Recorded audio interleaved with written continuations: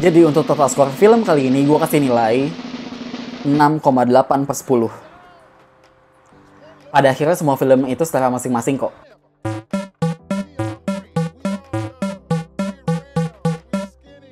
They made me do it.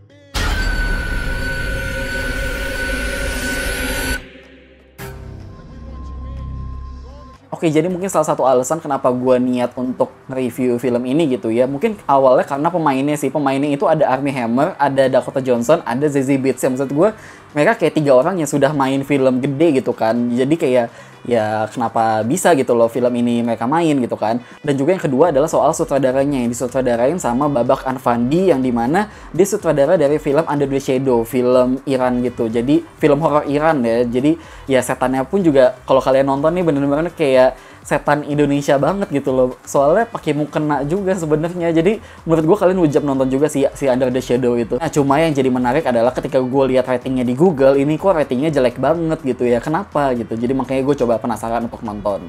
Masuk aja ke panelan pertama. Soal story gue kasih nilai 6. Pokoknya menurut gue plot cerita di awal opening gitu ya, ini bener-bener langsung menarik banget. Kayak di satu bar gitu, dimana kayak kita akhirnya jadi sebuah pengenalan karakter gitu kan. Bahwa si karakter Will Armie Hammer ini dia sebagai bartender, terus dia punya teman si Zazie Beetz dengan pacarnya juga, terus jadi pokoknya banyak masalah-masalah juga deh. Jadi di awal itu kan, jadi di situ pun juga soal hidden misterinya mulai dimunculin di situ semua.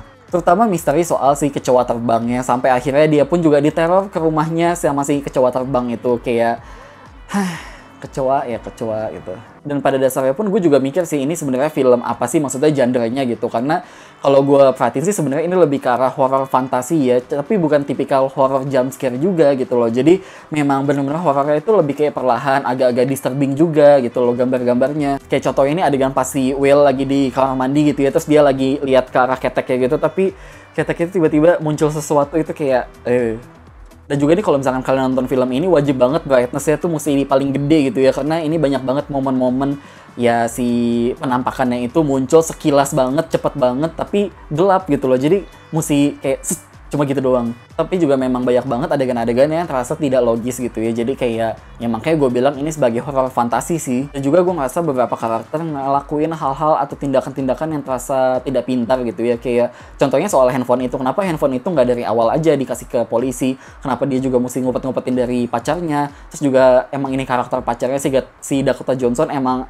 gimana ya, kayak tipikal cewek datar yang emang udah nggak pengen pacaran lagi deh kayaknya sama si Will. Jadi kayak ya udahlah putus, makanya kan endingnya putus-putus aja gitu kan. Nah tapi ketika film ini nyampe ke bagian ending gitu ya, ke bener-bener ya 1 menit terakhir deh gitu dari ending film ini, bener-bener kayak masih menyisakan banyak banget pertanyaan yang akhirnya di sini gue mau coba jelasin gitu ya, dari hal-hal yang udah gue cari ke internet, dari hal-hal yang gue dapetin juga gitu loh.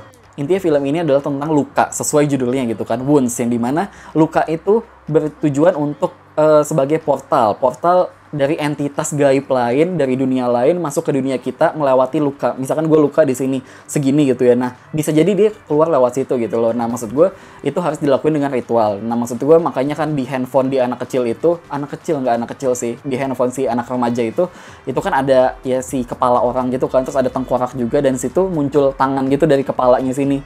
Nah mungkin menurut gue mereka mencoba mengeluarkan si entitas itu dari situ, tapi tidak berhasil karena itu udah jadi mayat gitu kan si lukanya itu, dan mungkin lukanya itu harus dari luka yang fresh. Makanya pas mereka adegan di bar, mereka ya bertujuan memang udah ada niat kali ya untuk menjadikan Will itu kandidat sebagai penopang host untuk si entitasnya itu. Jadi ya makanya kenapa Will juga, karena memang dia karakter yang tidak jelas gitu loh tentang hidupannya. Jadi dia tidak punya arah tujuan, apalagi pas di endingnya pun juga dia udah nggak punya kerjaan, dia udah nggak punya pacar, nggak punya tempat tinggal, temennya juga menjauh. Jadi ya udah akhirnya makanya si anak-anak kuliah itu kan juga tahu tuh ada orang di bar yang berantem dan luka di pipinya banyak banget. Nah makanya akhirnya endingnya pun begitu. Jadi portalnya itu ya dari pipi si temennya itu. Nah cuma mungkin yang gue kurang paham adalah kenapa si pacarnya si Carrie juga jadi ikut-ikutan masuk ya kayak kesurupan gitu loh nontonin video si tunnelnya itu. Maksudnya kenapa? Apa karena dia ikutan ngedengar suara di handphone itu atau gimana? Tapi ujung-ujungnya kan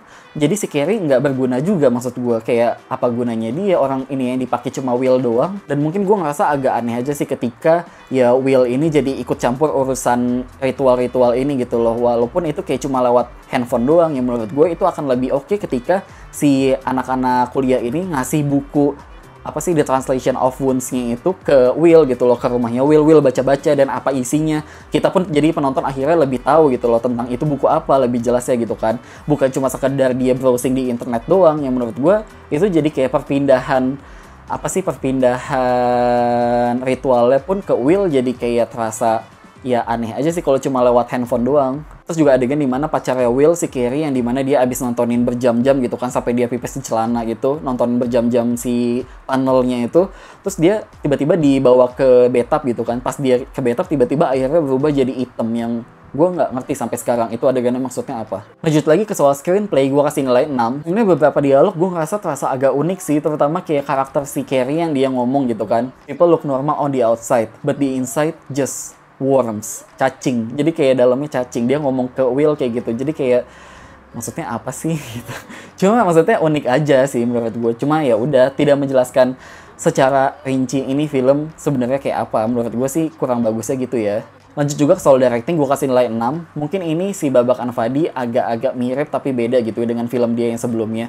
Miripnya adalah sama-sama ya bukan horror jump scare, bukan horror murahan, tapi kalau Under the Shadow tuh jelas gitu loh, ini setan apa, maunya apa, tujuannya apa gitu loh. Nah kalau di sini semuanya tuh nggak terlalu dijelasin banget. Lanjut ke soal aktor dan aktris, gue kasih nilai 7. Sebenarnya sih ya karena make up main yang udah handal gitu ya, jadi main film kayak gini pun juga ece-ece lah, gampang lah gitu. Lanjut juga ke soal sinematografi dan editing, gue kasih nilai 7. Sebenarnya mah ya karena memang ini filmnya simple gitu kan ya, bukan film yang gimana-gimana, jadi sinematografinya pun ya standar aja sih gitu loh. Oke-oke aja, fine-fine aja, tapi untuk editingnya pun ada yang menarik dikit, kayak apa ya, teknik editing yang kayak cuma sepersekian detik, 0,1 detik gitu, kayak zzzet gitu loh, kayak istilahnya bayangan di otak dia gitu, dan itu bayangannya pun bayangan yang menyeramkan sih sebenarnya. Lanjut juga ke soal production design, gua kasih nilai 7. Sebenarnya ya semuanya standar aja sih, karena ini memang ya tempatnya di kota kecil aja gitu loh. Lanjut juga ke soal visual effect, gua kasih nilai 8. Mungkin visual effectnya ya memang cukup oke sih, karena terutama yang pas di ending gitu ya, pas di